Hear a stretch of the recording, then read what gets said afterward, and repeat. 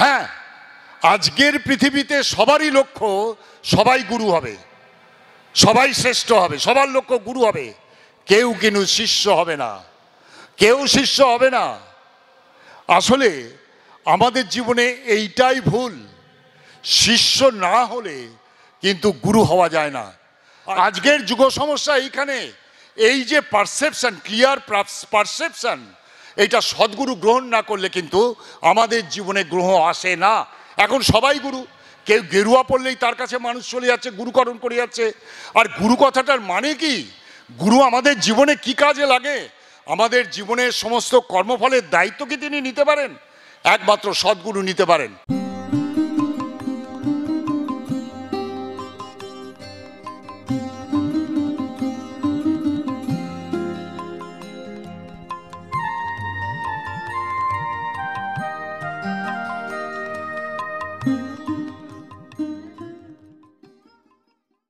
সম্পদদা বলছিলেন পুরুষোত্তম গণের কথা বলেছেন, রামের কথা বলেছেন, শ্রীকৃষ্ণের কথা বলেছেন, বুদ্ধের, যিশু, হযরত রসুল, চৈতন্যদেব, ঠাকুর রামকৃষ্ণ, সর্বোপরি ঠাকুর অনুকূল চন্দ্র। সম্পদদা বলেছেন ৩২ অক্ষরের নাম। তিনি যখন এই কথাটি বলেছেন, আমরা মোটামুটি সকলে জানি ৩২ অক্ষরের নামটা কি। ঠাকুর রামকৃষ্ণ যখন দেহধারী ছিলেন তখন আপনারা জানেন কলকাতার অ্যালবার্ট হল, যেটা এখন বর্তমানে কলেজ স্ট্রিট কফি হাউস, সেই অ্যালবার্ট হলে এইরকম ধর্মসভা হতো। সেই ধর্মসভায় বঙ্কিমচন্দ্র থেকে শুরু করে সবাই আসতেন। পরবর্তীকালে সেই বক্তৃতা শোনার জন্যে কলকাতার বুদ্ধিজীবী লোক সকলে ভিড় করত। তার নাম ছিল শশধর তর্কচূড়ামণি। তিনি অ্যালবার্ট হলে বক্তৃতা করবেন, ওই ৩২ অক্ষরের নামের ব্যাখ্যা করবেন বিজ্ঞান দিয়ে। তিনি বাংলাও বলতে পারতেন, ইংরেজির ঝড় উড়িয়ে দিতেন এবং সংস্কৃতর গান রচনা করে যেতেন। তার এত পাণ্ডিত্য, এই পাণ্ডিত্য পূর্ণ বক্তৃতা শোনার জন্যে ভিড় করতেন কলকাতার বুদ্ধিজীবী সমাজ। সবাই শশধর তর্কচূড়ামণির বক্তৃতা শুনবেন। শশধর তর্কচূড়ামণির বক্তৃতা ঠাকুর রামকৃষ্ণদেবের কানে গিয়েছিল। ঠাকুর রামকৃষ্ণ তিনি বললেন, আমিও শুনব, শশধর তর্কচূড়ামণির বক্তৃতা আমিও শুনব। তিনি উপস্থিত হয়েছেন শশধর তর্কচূড়ামণির ওই ৩২ অক্ষরের নামের ব্যাখ্যা শুনবার জন্য তিনি উপস্থিত হয়েছেন। বক্তৃতা আর শশধর তর্কচূড়ামণি তিনি গেরুয়া পরতেন, কপালে লাল টিপ দিতেন, দিয়ে তিনি সভায় যেতেন। আর সেই সভায় উপস্থিত আছেন শ্রোতা হিসেবে ঠাকুর রামকৃষ্ণদেব, পরম পুরুষ, অবতার পুরুষ, অর্থাৎ সদ্গুরু, তিনি উপস্থিত আছেন।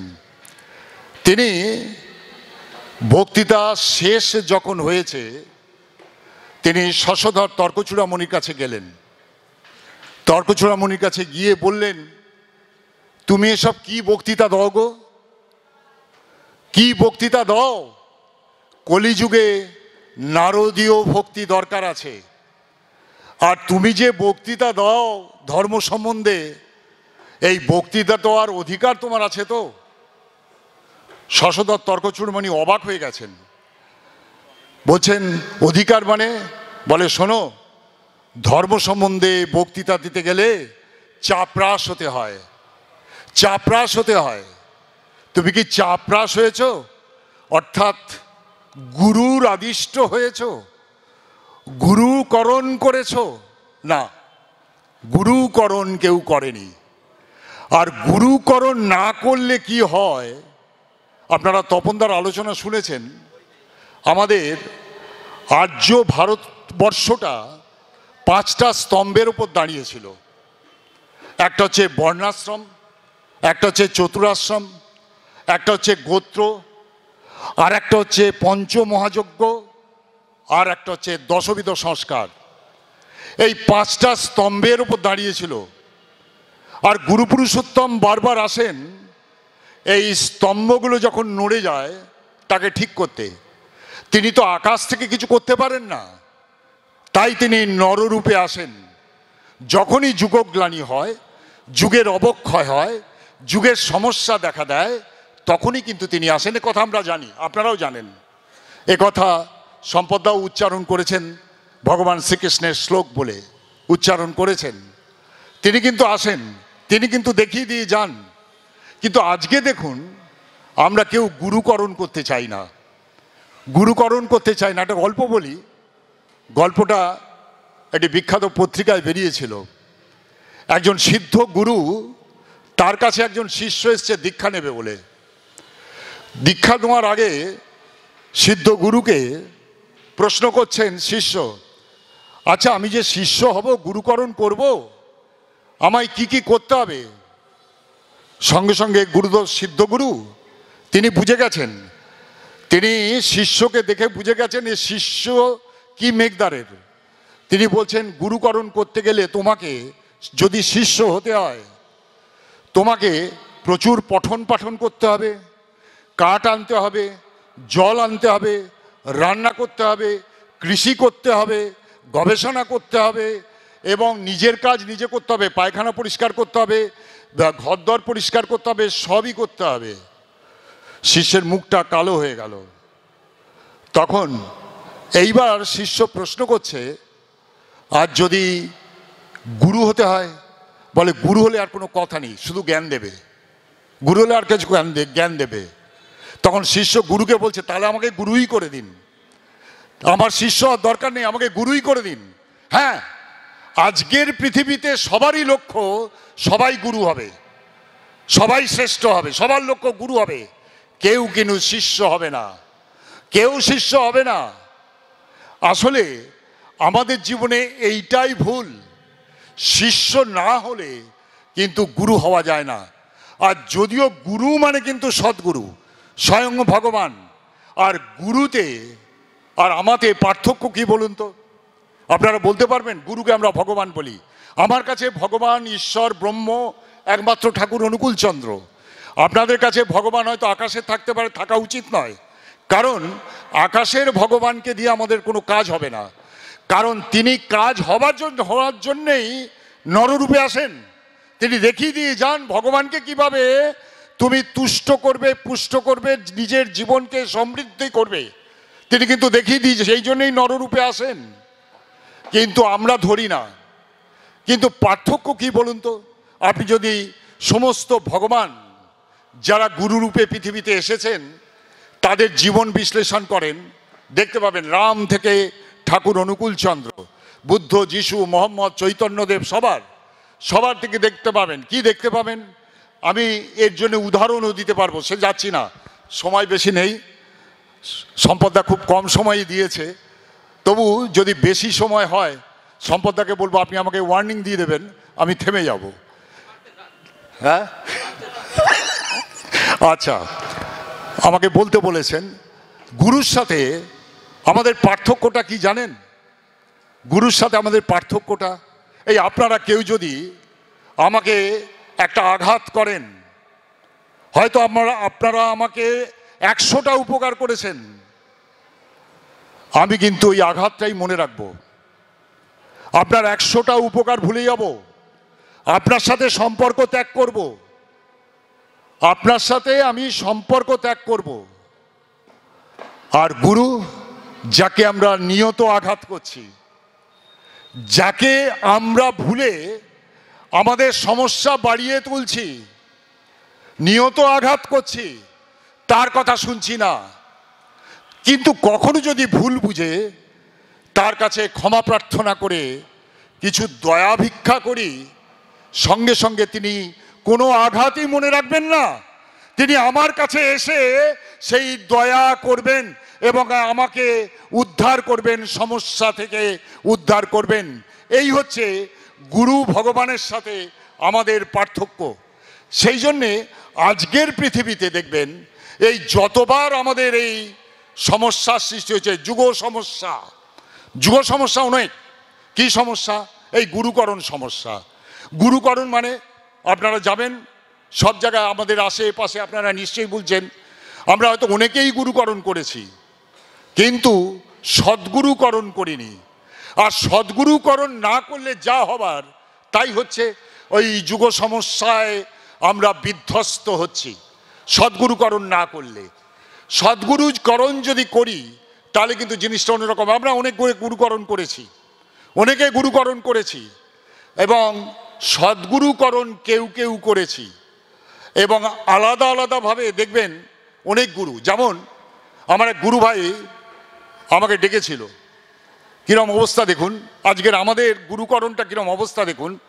আমার এক গুরু ভাই আমাদের ডেকেছিল, অ্যাক্সিডেন্ট হয়েছে, তাকে ফিজিওথেরাপি করতে এসছেন একজন গুরুর শিষ্য, খুব পণ্ডিত ছেলে, সে এসছে। তা আমার গুরু ভাইটি ডেকেছে, বলছে একটু ওনার সাথে কথা বলবেন। আলে উনি উনার পরিচয়টা দিলেন, পরিচয় দিয়ে আমি একটু ভয় পেয়ে গেলাম।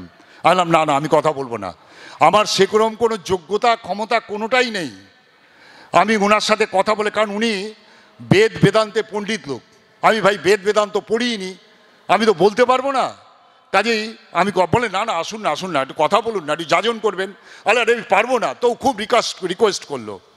আমি বললাম ঠিক আছে যাব। যাচ্ছি আর মনে মনে নাম করছি যে বেইজ্জত যেন না হতে হয়। বেইজ্জত গিয়ে তা আমি ওনাকে দেখলাম, দেখতে সুন্দর লোকটি, খুব দেখতে সুন্দর, খুব অ্যাপিলিংটা, খুব অ্যাপিল আছে তার চেহারার মধ্যে। তাই বসে আছে, আমি বললাম যে আপনি অমুক ঠাকুরের শিষ্য? বলে হ্যাঁ। বলে তো উনি তো স্বয়ং ভগবান বলে আমরা মানি। বলে আচ্ছা। তো এবার আমি বললাম আপনি দীক্ষা কার কাছে নিয়েছেন, গুরুকে? বলছে আমার গুরু স্বামী, নাম বলছি না, অমুক। যেই বলেছে স্বামী অমুক, তাই বলে একে না, উনি আমার গুরু। অর্থাৎ উনি গুরুকরণ করেছেন একজনকে, কিন্তু যিনি দীক্ষা দিয়েছেন তাকে বলছেন উনি গুরু। আমি তো এটা জানি, আমি জেনেই এই বদমাইশিটা করেছিলাম। তাহলে আপনার গুরুকে উনি না যে দীক্ষা দিয়েছেন? না, যে দীক্ষা দিয়েছেন গুরু, আর উনিও আমার গুরু। আলাম তাহলে একসাথে দুটো গুরু। আপনি জানেন তো ওই যে কালিদাসের কথা, রাজকন্যা জিজ্ঞেস করে একটা আঙুল দেখিয়েছিল, কালিদাস দুটো আঙুল দিয়েছিল, ব্যাপারটা তাই হলো নাকি? ভগবান ঈশ্বর তো এক হবে, দুজন হবে কে? না না, উনি আমার গুরু। তাহলে এখানে গুরু বললেন কেন? আপনাকে যিনি দীক্ষা দিয়েছেন তাকে গুরু বললেন কেন? তাহলে না, ওটা ভুল হয়ে গেছে, ওটা ভুল হয়ে গেছে। আসলে আমরা না, যিনি দীক্ষা দেন তাকেই গুরু বলি। সঙ্গে সঙ্গে আমি বললাম ঠাকুর অনুকূল চন্দ্র তিনি এই বিধানটি দিয়েছেন যে যারা দীক্ষা দেয় তারা কখনো গুরু হয় না, কারণ সিদ্ধ নয়, মন্ত্র দেয়, মরে মারে, করে ক্ষয়। আজকের যুগ সমস্যা এইখানে, আজকের যুগ সমস্যা এইখানে। এই যে পারসেপশন, ক্লিয়ার পারসেপশন, এইটা সদ্গুরু গ্রহণ না করলে কিন্তু আমাদের জীবনে গ্রহ আসে না। এখন সবাই গুরু, কেউ গেরুয়া পড়লেই তার কাছে মানুষ চলে যাচ্ছে, গুরুকরণ করে যাচ্ছে। আর গুরু কথাটার মানে কি? গুরু আমাদের জীবনে কি কাজে লাগে? আমাদের জীবনের সমস্ত কর্মফলের দায়িত্ব কি তিনি নিতে পারেন? একমাত্র সদ্গুরু নিতে পারেন। একটা মজার ঘটনা বলি, 1945 সালের ঘটনা। ঠাকুর তখন দেহদারি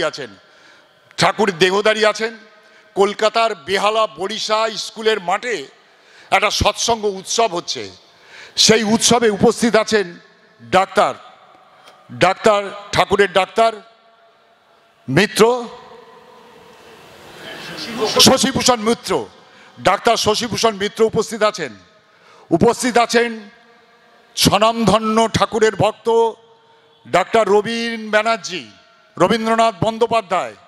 আপনারা নাম শুনেছেন, যে মরে গিয়েছিল বেঁচে এসেছে, নাম করে তাকে বাঁচিয়ে তোলা হয়েছে, ঠাকুর বাঁচিয়ে দিয়েছিলেন, নাম করে বাঁচিয়ে দিয়েছিলেন এই রবীন্দ্রনাথ বন্দ্যোপাধ্যায়। আর সভাপতি হয়েছিলেন স্থানীয় একজন নামকরা লোক, তিনি সভাপতি হয়েছিলেন। আর সৎসঙ্গের একজন বক্তাও উপস্থিত ছিলেন। আর গায়ক হিসেবে উপস্থিত ছিলেন শৈলেন ভট্টাচার্যদা। তিনি উপস্থিত আছেন। তিনি তো বক্তা তখন ছিলেন না, তিনি গায়ক ছিলেন। সভা শুরু হয়েছে। প্রথমে ডাক্তার শশীভূষণ মিত্র তিনি সবার পরিচয় করিয়ে দিচ্ছেন, কে কি করবে কি হবে। শশীভূষণ মিত্র পরিচয় করিয়ে দিলেন, আমার শৈলেন ভাই খুব ভালো গান করে, আপনাদের গান শোনাবে। এইরকম অবস্থা হচ্ছে। হওয়ার পর এইবার শশীভূষণ মিত্র নেমে গেলেন, বক্তৃতা তুললেন ডাক্তার রবীন্দ্রনাথ ব্যানার্জি। তিনি বক্তৃতা দিলেন। এইবার সৎসঙ্গের যিনি মেন বক্তা ছিলেন তিনি উঠলেন। ওই সৎসঙ্গে যিনি মেন বক্তা ছিলেন তিনি উঠলেন। উঠে তিনি যখন বলছেন, প্রচুর লোক, 400 লোক হয়েছিল সেই সৎসঙ্গ উৎসবে, 400 লোক বক্তৃতা শুনছে। তার মধ্যে একজন গেরুয়াধারী পণ্ডিত মানুষ উপস্থিত ছিলেন। তিনি বক্তৃতায় মাঝখানে ডিস্টার্ব করলেন ওই বক্তাকে। উঠে দাঁড়িয়ে বললেন, আপনি এটা কি কথা বলছেন? সদ্গুরু ধরতে হবে, এটা কি কথা বলছেন? তাহলে কি গুরুত্যাগ হচ্ছে না? তাহলে কি গুরুত্যাগ হচ্ছে না? ওই উঠে দাঁড়িয়ে ডিস্টার্ব করে বক্তাকে বললেন। যিনি সৎসঙ্গ থেকে বক্তৃতা দিচ্ছিলেন তিনি বললেন যে ঠিক আছে, আপনার প্রশ্নের উত্তর আমি দেবো, এই সভা আমার বক্তব্যটা শেষ হোক বা ইনারা যারা আছেন ইনাদের বক্তৃতা শেষ হোক, তারপরে না আপনার সব প্রশ্নের উত্তর। বলে না, প্রশ্নটা এখনই আমাকে দিতে হবে। তখন ওই বক্তা বলছেন, প্রশ্নটা তো আমার ব্যক্তিগত, আপনার ব্যক্তিগত প্রশ্নের উত্তর দেবো তো, বললাম তো আমরা সভাটা শেষ হোক, সভাটা চালাতে দিন, তারপরে দেবো। বলছে না, আমার ব্যক্তিগত প্রশ্ন নয়, এটা আমাদের সকলের প্রশ্ন। সভাকে লিড করে নিলেন, দর্শকদের লিড করে নিলেন, আমাদের সকলের প্রশ্ন, আপনাকে উত্তর দিতে হবে, এখনই উত্তর দিয়ে যেতে হবে। এইবার যেই এই কথাটা বলেছেন দর্শকরা উঠে দাঁড়িয়েছে, বলে হ্যাঁ হ্যাঁ আপনাকে উত্তর দিতে হবে। গুরুত্যাগ করবো কেন? আমরা তো একটা গুরু দীক্ষা নিয়েছি, গুরুত্যাগ করবো কেন? আপনাকে উত্তর দিতে হবে। এই উত্তরটা কি দেবেন এই নিয়ে একটা বিরাট ঝামেলার সৃষ্টি হলো। এই যখন তর্কানুবাদ হচ্ছে তখন শশীভূষণ মিত্র একটু ঠান্ডা করে বলছেন, শৈলেন ভাই তুমি একটা গান গাও। শৈলেন ভট্টাচার্যদা তিনি তাকে বললেন, তুমি একটা গান গাও। শৈলেন ভট্টাচার্যদা তিনি বলছেন, তার খুব গায়ে লেগেছে যে এইভাবে সৎসঙ্গটাকে মাটি করে দিলেন উনি, এটা গায়ে লেগেছে। তিনি উঠে দাঁড়িয়ে তিনি একটু সভাপতিকে একটু ইঙ্গিত করলেন, বললেন যে আমি কিছু বলবো। বলছে না না না না না না, বলবেন না, একদম বলবেন না, বলা শেষ। আপনার গান আমার খুব পছন্দ লাগে, আপনার উদ্বোধনী সঙ্গীত শুনেছি, সমাপনী সঙ্গীতটা করুন, দরকারে আরেকটা করতে দেবো যদি ভালো লাগে। তখন উনি আবার মুষড়ে পড়লেন। মুষড়ে পড়ে ভাবলেন যে ভালোই হয়েছে, কারণ ভদ্রলোক যেভাবে শাস্ত্র থেকে উদ্ধৃতি দিচ্ছেন সংস্কৃতে, তাতে শৈলেনদাও ভয় পেয়ে গেলেন। শৈলেনদাও খানিকটা ভয় পেয়ে গেলেন, বলে যাক ভালো হয়েছে। তবু ওনার মনের মধ্যে খুব ইচ্ছে ওই ভদ্রলোককে একটু প্রশ্ন করেন। তো সভাপতিকে বললেন একটু বলি না। সভাপতি উনার স্নেহ পরশবশত উনাকে বললেন, কিন্তু আরেকটা যুদ্ধ তৈরি হবে না তো আগের মতো? বলছে না না না, আরেকটা যুদ্ধ তৈরি হবে না। বলে তাহলে ঠিক আছে, দেখবেন আরেকটা যুদ্ধ যেন তৈরি না হয়, এতক্ষণ যে যুদ্ধটা হয়েছিল আরেকটা যুদ্ধ যেন না তৈরি হয়। বলার পর শৈলেনদা বলেছেন ঠিক আছে। শৈলেনদা আবার উঠলেন, উঠে মাইক্রোফোন নিয়ে তিনি ওই পণ্ডিত দাদাটিকে বলছেন, দাদা আপনার কাছে একটা প্রশ্ন জানতে চাইছি। বলে বলুন, প্রশ্ন করুন। বলে আচ্ছা আপনার বাবা মা কি আছে? বলে হ্যাঁ। তারা কি কারুর শিষ্য? বলে হ্যাঁ, আমাদের কুলগুরু আছে, তারা কুলগুরু শিষ্য। বলে আচ্ছা, আপনি কার শিষ্য? বলে উনি হাত জোড় করে উনার গুরুদেবের নামটি বললেন। বলে আমি উনার শিষ্য, আমি উনার থেকে সন্ন্যাস নিয়েছি, উনার কাছে আমি শাস্ত্রজ্ঞান নিয়েছি। বলে খুব ভালো, খুব ভালো। আচ্ছা দাদা আপনি বিবেকানন্দকে মানেন? বলে হ্যাঁ মানি, বিবেকানন্দ পরম সন্ন্যাসী, পরম ভক্ত। আচ্ছা বিবেকানন্দকে আপনি কতটা মানেন? যেই বলেছে কতটা মানেন, বলে তখন বলছে আপনি কি প্রশ্নের বাইরে, কথার বাইরে চলে যাচ্ছেন না? আপনি কি আবার যুদ্ধ শুরু করছেন, পণ্ডিত মশাই বলছেন আবার যুদ্ধ শুরু করতে চাইছেন, তখন সঙ্গে সঙ্গে সভাপতি না না না শৈলেন ভাই তুমি ওসব করো না, তুমি গান গাও বল। তখন শৈলেনদা বলছেন আমি আমার প্রশ্নের উত্তরটা পেয়েই গেছি, শেষ হয়ে গেছে, উনি খালি বলুন বিবেকানন্দকে মানেন কিনা। তখন বলছে হ্যাঁ বিবেকানন্দ পরম ভক্ত, আমি তাকে মানি, আমি তাকে মানি। তখন শৈলেনদা বলছেন আমার এই আজকের সবার যে গণ্ডগোল, আজকের সবার যে সমস্যা, সেই সমস্যার উত্তর আমার দাদাটি দিয়ে দিলেন। এইবার ওই পণ্ডিত ব্যক্তি ভ্যাবাচাকা খেয়ে গেছে, আমি দিয়ে দিলাম, কোথায় আমি দিলাম? বলে হ্যাঁ আপনি দিয়ে দিলেন তো। বলে কি দিলাম? বলে প্রথম কথা হচ্ছে আপনার বাবা মা কুলগুরু দীক্ষিত, তা সত্ত্বেও কিন্তু আপনি কুলগুরুর দীক্ষা নেননি, আপনি কিন্তু অমুক গুরুর দীক্ষা নিয়েছেন। আপনি বিবেকানন্দকে মানেন, বিবেকানন্দের বাবা মা কার দীক্ষিত আমরা জানি না, কিন্তু বিবেকানন্দের কোনো কুলগুরু আছে কিনা তাও আমি জানি না। যদি থাকুক বা না থাকুক তা সত্ত্বেও বিবেকানন্দ রামকৃষ্ণ ঠাকুরের দীক্ষা নিয়েছেন। বিবেকানন্দ রামকৃষ্ণ ঠাকুরের দীক্ষা নিয়ে যদি গুরুত্যাগ না হয়, আপনার বাবা মার কুলগুরুর দীক্ষা আপনি যদি না নিয়ে গুরুত্যাগ না হয়, তাহলে সৎসঙ্গের দীক্ষা নিয়ে অন্য গুরুর গুরুত্যাগ কেন হবে? এই প্রশ্নটা আমি এখনো বুঝতে পারছি না। আপনারা বলে দিন। আসলে শাস্ত্রে বলা আছে একমাত্র সদ্গুরুর দীক্ষাই দীক্ষা। যখন সদ্গুরু থাকেন না, তার ধারাটাকে রাখার জন্যে আপনারা ওই সাধক গুরু এবং অন্য গুরুরা দীক্ষা দিতে পারেন। তাই আমাদের যে যুগগ্লানি, এই যুগগ্লানির কারণেই এই যেহেতু আমরা সদ্গুরুর দীক্ষা নিইনি, আর সদ্গুরুর দীক্ষা না নিলে আমাদের জীবন বৃদ্ধি সবটাই গণ্ডগোল হয়ে যায়। যেমন আমাদের প্রধান অতিথি চলে গেছেন, তিনি বলছেন সৎসঙ্গ আমার খুব ভালো লাগে, সৎসঙ্গ মানে অনেস্ট। কিন্তু ঠাকুর অনুকূলচন্দ্র তা বলছেন না। ঠাকুর বলছেন, ঠাকুর সব সময় তিনি উৎপত্তিতে গেছেন, রুটে গেছেন। ঠাকুর বলছেন সৎ কথাটা এসছে অধাতু থেকে, অস্থি বৃদ্ধি। আমরা অস্থি বৃদ্ধির উপাসক, আমরা বাঁচতে চাই, বাড়তে চাই, তাই আমরা সৎসঙ্গী, তাই আমরা সৎসঙ্গী। এই যে বাঁচা বাড়া তখনই সম্ভব হয় যখনই আমরা সদ্গুরু গ্রহণ করি এবং তিনি আমাদের এই বাঁচা বাড়াটাকে আরও এগিয়ে নিয়ে যান।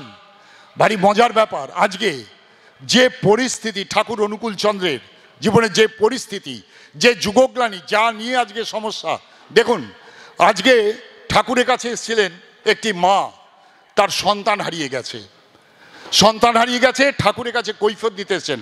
আমি খুব বেশি বলছি না, শর্ট করে বলছি। বলার পর তিনি যখন কৈফিয়ত নিতে এসেছেন, ঠাকুর কৈফিয়ত দিতে পারেননি। ঠাকুর একটা কথা বলেছেন, বলেছেন যে আজকে রামচন্দ্রের আমলে একটা অকাল মৃত্যু হয়েছিল, তার জন্য রামচন্দ্রকে কৈফিয়ত দিতে হয়েছে। আজকে হাজার হাজার লক্ষ লক্ষ অকাল মৃত্যু হয়ে যাচ্ছে, কে কৈফিয়ত দেবে? কৈফিয়ত দিতে পারবেন? কেউ দেবে? কোনো রাষ্ট্রনেতা নেবে? কোনো জ্যোতিষী দেবে? কে দেবে? ঠাকুর বলছেন দেওয়ার কেউ নেই। আজকে আমাদের জীবনটা, আমাদের তপনদা বলছিল, আমাদের জীবন, মানুষের মন, মানুষ আস্তে আস্তে নিচের দিকে নেমে গেছে। বকের কথা বলছিলেন, আমরা জানি আমাদের দেহের অবসান হবে, তা সত্ত্বেও আমরা বাঁচতে চাইছি, এটা সবচেয়ে আশ্চর্য ব্যাপার।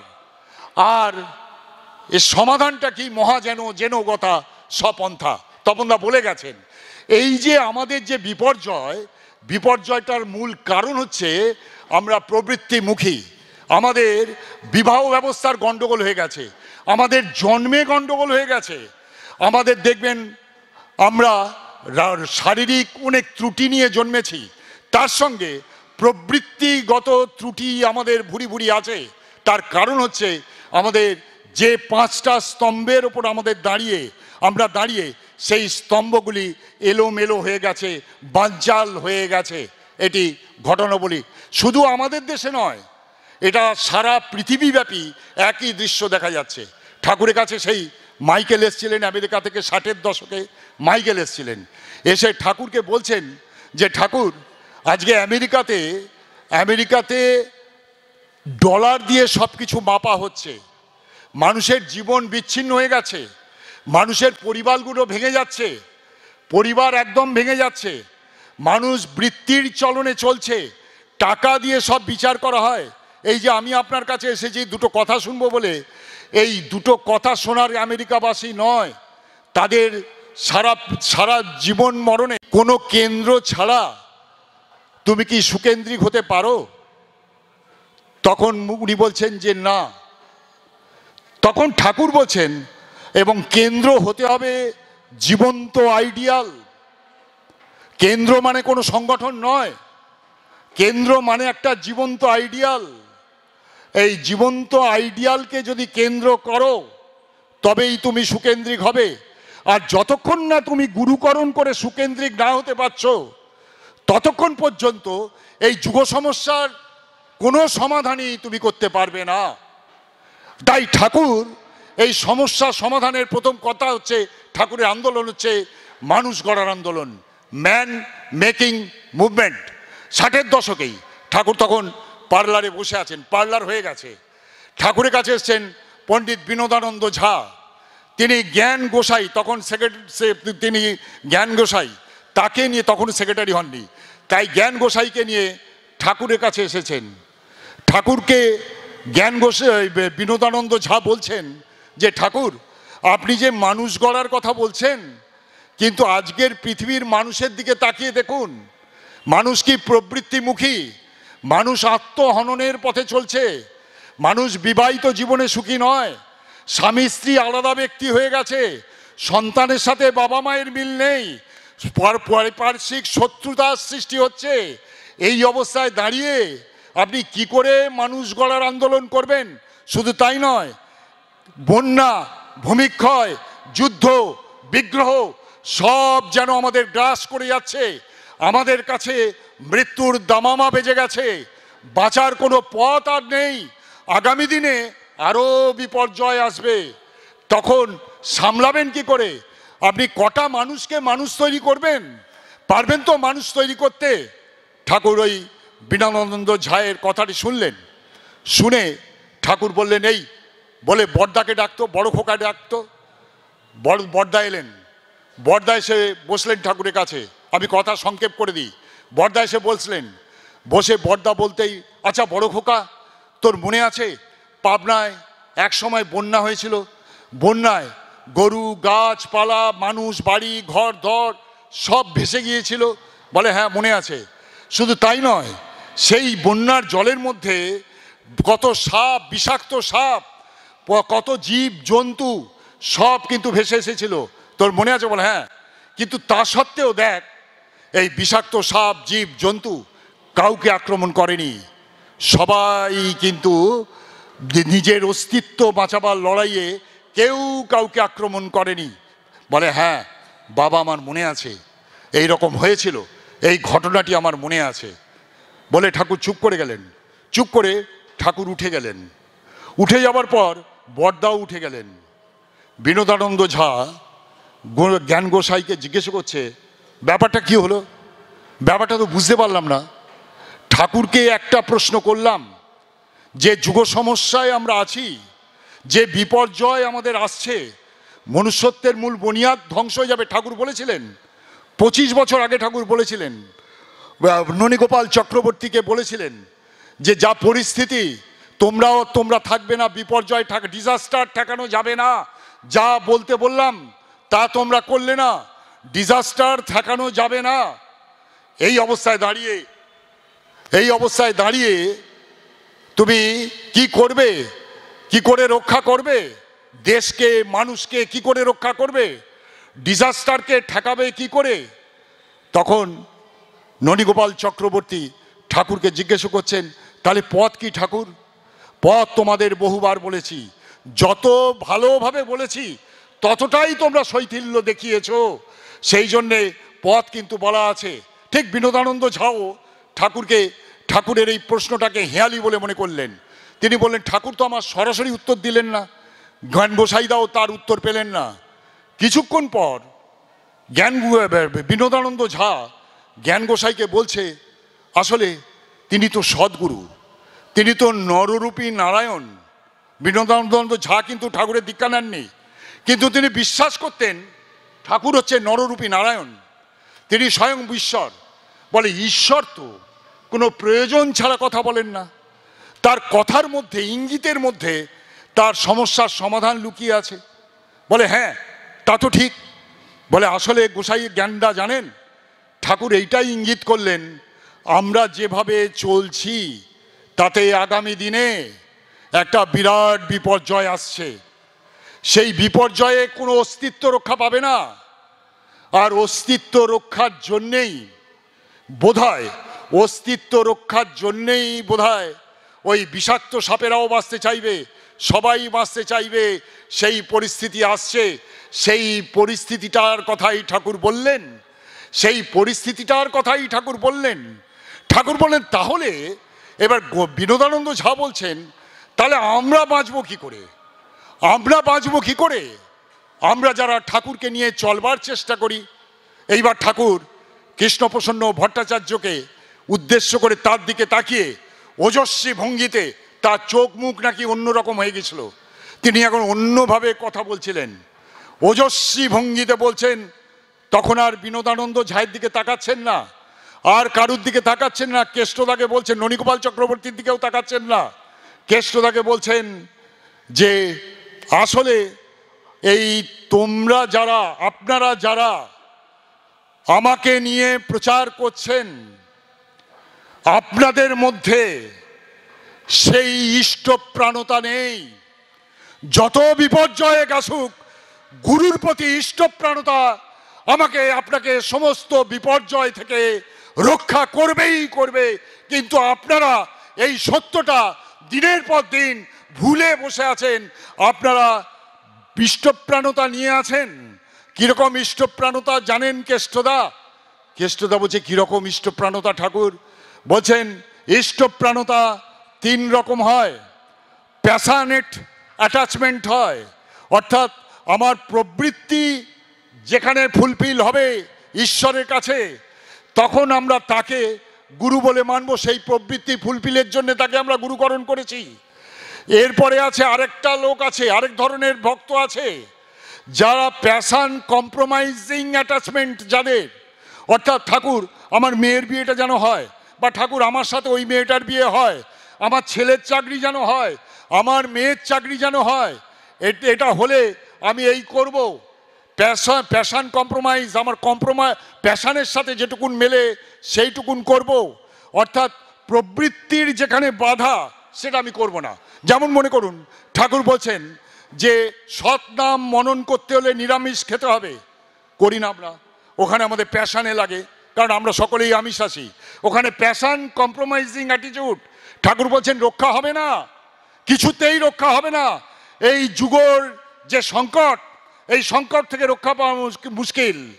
আরেক দল আছে যাদের বলা হয় প্যাশন পারভেটিং অ্যাটাচমেন্ট, একমাত্র তোমার ইচ্ছাই আমার জীবনের মঙ্গল হোক, আমি তোমারই সেবক, তোমার ইচ্ছা পূরণের জন্য আমি আমার জীবনটাকে দিয়ে দিতে রাজি। যারা এইভাবে চলবে তারাই এই যুগ সংকট থেকে মুক্তি পাবে, এবং শুধু তারা মুক্তি পাবে না, তারা এই যুগ সংকট থেকে মুক্তি দেবে। কাজেই আপনাদের কাছে একটাই অনুরোধ, যে যুগ সমস্যা, যে 5টা স্তম্ভ আমাদের দাঁড়িয়ে আছে, বারবার এটা বিধ্বস্ত হচ্ছে, এই বিধ্বস্তি থেকে রক্ষা করার জন্যে আসুন আমরা সকলেই যেন আজকের এই বনগাঁ উৎসব থেকে প্যাশন পারভেটিং অ্যাটাচমেন্ট নিয়ে তার সেবা করতে পারি। তাহলে আমরা আমাদেরও রক্ষা করতে পারবো এবং অপরের জীবনকেও রক্ষা করতে পারবো। জয় গুরু, বন্দে পুরুষোত্তমম।